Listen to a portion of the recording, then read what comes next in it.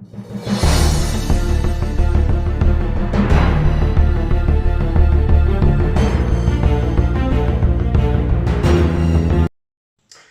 good afternoon. Happy Saturday, keepers of the cash. Gary B, the Casual Comic Guy here, and we are concluding our saga of the first appearance and story arc of Zula in Conan the Barbarian comics.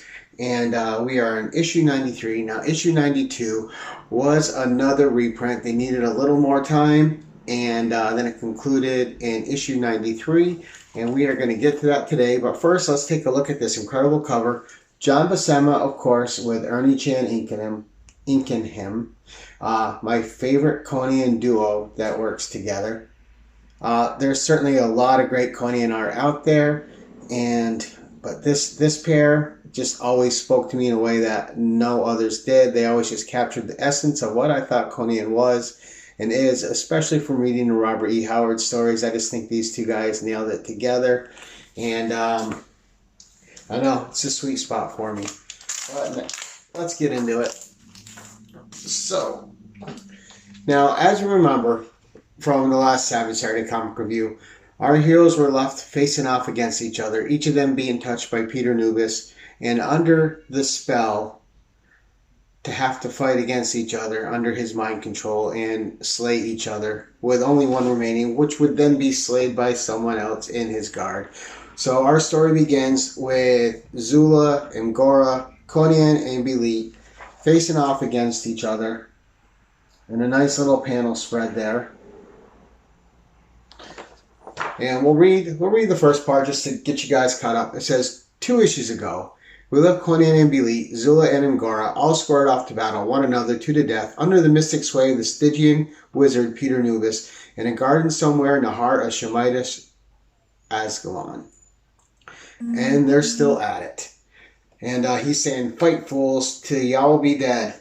And he whom Peter Nubis touches must obey his commands, and Peter Nubis has laid his hands upon you all. So things are looking dire. Our 4 heroes are surrounded by Stygians and being forced to fight to the death by slaying each other. And you have Conan and Belit. And just look at this panel here with Conan kind of glazed eyes, and just John Buscema doing a great job portraying emotion on the face. And just look at all the close shots of the faces. Just incredible art. So they're fighting each other, but unbeknownst to Peter Nubis is that Zula is not under his command. Having being a magician and being a wizard, having some training, especially under Peter Nubis, and when Peter Nubis just thought he was this dumb guy, and learning all this stuff, he is not affected by the touch of Peter Nubis. And it goes as far as to say that he sheds off his influence as a duck sheds off water. So Zula's playing along. He is a better swordsman than Angora, but he is letting Angora force him back. He's playing his role until he gets close enough to slay Peter Nubis, who he was out for vengeance against because he is the one who enslaved Zula. And he had to work for him for all those years under his tyrannical commands. So he gets close to him. He slays him, which frees Conan and Belit and Angora from the spell they were under. And they start fighting the Shemites. So they fight, and then you see our heroes triumphant here in the panel. And you see Angora apologizing to Belit. And she's like, you did not betray me. You were hypnotized. You can't be held responsible. No worries. And so Angora and Zula head out together to spread a rumor that Belit is back. The daughter of, I can't remember her father's name all of a sudden. Spread the word that Atrahasis' daughter has returned to claim her throne. So they're out to spread this and get them going, and get the people rallied for her eventual takeover when she kills her evil uncle, Nim Karak. So we get to the next page, and you see them out spreading the word, and you see Nim Kirak, he's getting some bad feelings that there's some rumors going around that someone's coming for him. And this isn't Conan or them. This is from King Stefan the second or third, who is Nefra, who was a companion of Belitz for a little while before betraying her and Conan and taking over the throne in Luxor. But they are making a bid for power here in Ascalon, and they want to unite this and make it a Stygian place as well. So he's kind of, her evil uncle kind of has a feeling, and it serves him well because his place is raided by, his throne room is raided by Stygians shortly after, but he has already vacated the throne. And then they, the guy here, I can't remember his name, but he's in command. Prince Kaman from King Stefan II. So he goes after the next person who's seated for power, and that is Urias. And Urias is just kind of a slob of a person. He has no designs for power. He has no designs to be king. He just wants to live out his days in his pleasure garden with food and the women that he has there. But he sends the Stygians after him. He is captured, and he has to be made an example of and sacrificed live in front of the rest of the people in the city to set an example that they should just quell their uprising and submit to the Stygian rule. It'll be better for them.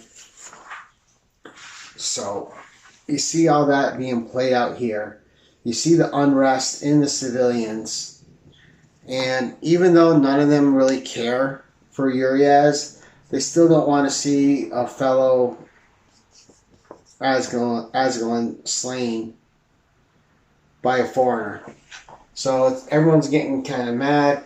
You see the executioners there about to lop off his head, and he's about to make his big play and then take over as king. So Baliam, the high priest, is being threatened too by the prince and told, if you don't swear me in as king, your days are numbered too, and you'll be dead as well, joining Urias. So there's a lot of political intrigue going on in play here. So we turn the page, and he says, offer this head, Hoodsman, now. Let all Asgulon know what it means to defy their new prince. And you have Urias, whose head is on the block, saying, I defied no one, please. Oh, yes, God's pleased. And he doesn't want to die. He's a simple man. He was just living his simple pleasures. He's not a good guy. He's not a bad guy. He just is what he is. All right. And then you have all the people watching going, no, spare him. Let no Shemite blood be shed by Stygians. And, the prince is like, I'll deal with the rabble later. Hoodsman, didn't you hear me? Offer this head or I'll have your own. But the masked executioner doesn't answer. Instead, he takes his axe and hurls it into Asgulon. And what happens there, or Asgulon, I call him Asgulon. Oh, goodness. For some reason, I had trouble remembering this prince's name. And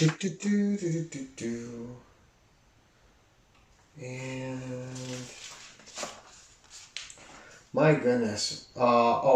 Prince Kamen. Alright. So he hurls the axe into Prince Kamen and murders him on the spot, only to whip off his hood and reveal that it's Conan. And then he tells Belit to reveal herself, and she does as well.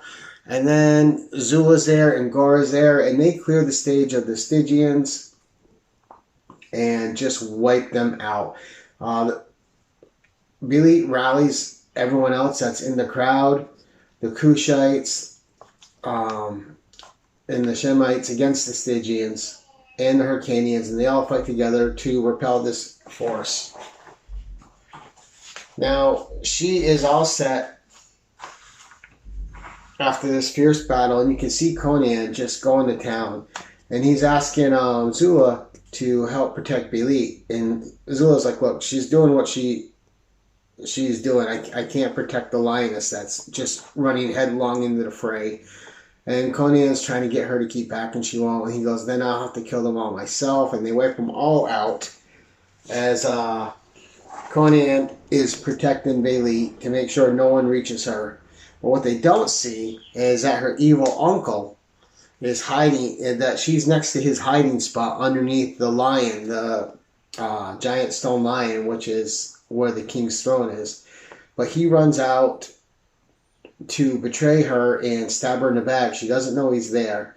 But luckily Zula catches him and hypnotizes him and makes it seem to him as though the lion idol has come alive to devour him. And he screams and falls to his death. So he's a wreck on the steps from the high fall he took. His neck is broken. Billy is mad that she did not get to kill him herself. That was the vengeance that she wanted.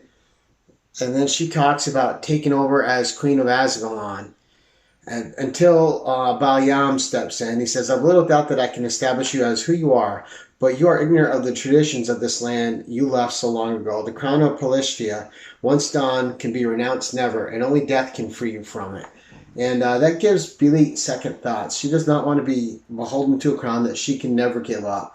Because if you give up the crown, you're hunted down and you're killed. And she just doesn't want that. She decides instead to give the crown to Urias, who doesn't want it. He doesn't want power. He just wants to live out his days in the garden. And her and Conan take off with Zula and Angora and head back to the Tigris, where she is happy to be queen of the Tigris, raiding and pillaging ships and sailing the seas with her black corsairs, with her lion Amra, Conan, by her side. And already as they're leaving, they can hear the unrest boiling up in there. There's going to be a civil war inside. She's already glad that she's not queen. She doesn't want to have to deal with that kind of stuff. And you see them set sail here. They're going back to the Tigris. And leading off for the next issue, you see another invading army coming in. And you know there's going to be a lot going on there. And Belit and Conan are leaving it all behind. Now, this issue ends with them leaving. They escaped. Vengeance was gotten for Zula. Vengeance was gotten for Belit. But they both found it to be hollow. It didn't make them feel any better once they got the vengeance. And they just decided to move on with their lives. Now, the next issue, 94, has a little bit of Zula in it, but we're not going to review that. That's just basically him and Gora and a few other Corsairs leaving the Tigris to go off on their own. And that would be the last we would hear of them for a long time. So, not really worth reviewing that one for a few pages of Zula and then him leaving. But this was a great first arc with Zula, and he was integral to the story. The skill sets that he brought were great. He was different enough from Conan, different enough from Belit. He had his own backstory, which was interesting, and he was a different type of barbarian. And this whole first arc with him, I found, was just a great read, as written by Roy Thomas. Of course, you couldn't ask for better art. You had John Buscema, you had Ernie Chan on inks.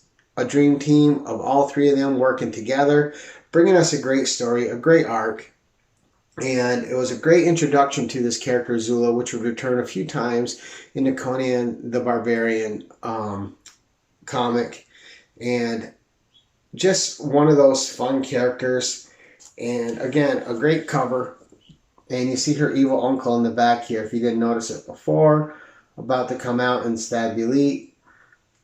But there's Zula, Conan, and just a fantastic issue. This whole story had intrigues that are set up that'll pay off later in the book as well, especially with the fate of Asgalon and Luxor involved. So a lot of intrigues, and as Roy Thomas did, always setting up stuff for the future. That way, even if what you're reading now has concluded, you know there's more to come. There's always those threads left free, so the story can pick up from them later on. Overall, great story arc, great art, great writing, A++ all around. And that's it for Savage Saturday Comic Review 82. Next week, we'll probably dip into another black and white story from the Savage Sword of Conan, change it up again. We'll be going back and forth. We might even get into some Solomon Kane's. There's a lot of fun to be had there. But until next time, guys, check out my sponsor at the end of this video and keep it casual. Attention all, use channel sponsor Rogue Trader at theroguetraderutah.com and my code KEEPITCASUAL for 10% off your comic cleaning and pressing needs. Remember, when submitting your books to be graded, use a trusted professional.